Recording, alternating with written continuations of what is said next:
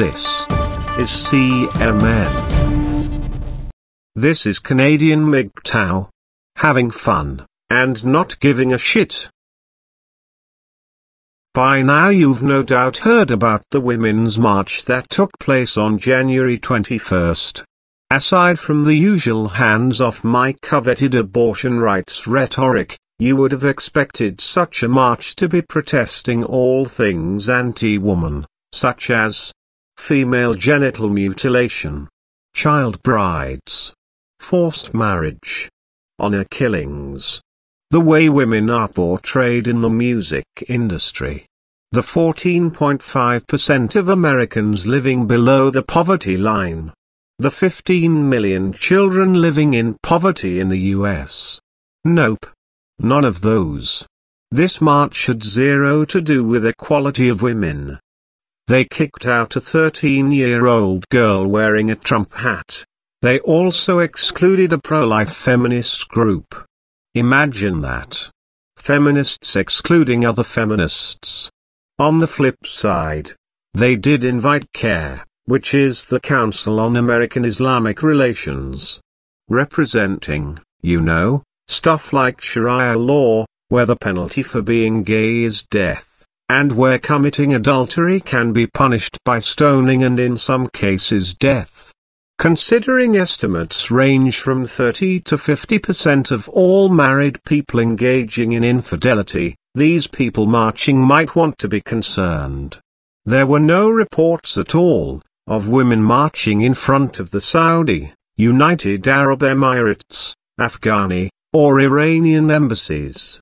For those that think Sharia law doesn't affect the US, you only have to look in places like Dearborn, Michigan.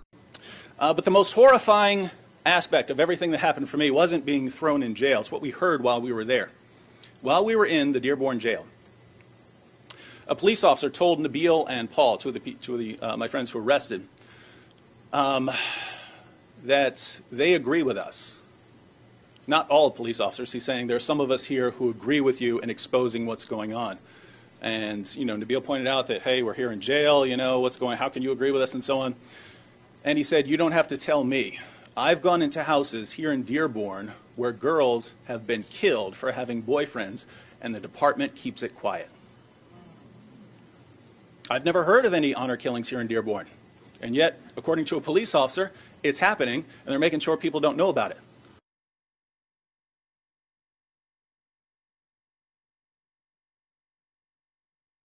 Then there is the small matter of one of the chief organizers of the Women's March being Linda Sarsour. This is a screenshot of an interview she did in which she was upset that Sharia law isn't allowed in 22 states. There was absolutely no protesting of Hillary Clinton either, which is odd to me because her foundation took $25 million in donations from Saudi Arabia, the same country which tortures and imprisons female rape victims. The hypocrisy is breathtaking.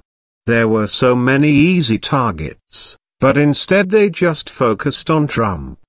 Perhaps the following quote from a woman living in Saudi Arabia will wake up some of the women that blindly followed this feminist march. It breaks my heart, as someone who is forced to wear this atrocity since the age 11, I am 25 now, to see them celebrating the tool of my oppression. Being in a hijabi has denied me so many rights. I feel so offended right now. I don't see how this is standing up for minorities.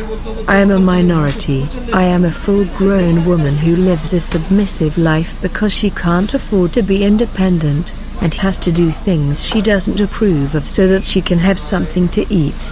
My parents have threatened repeatedly to throw me on the streets if I ever take it off.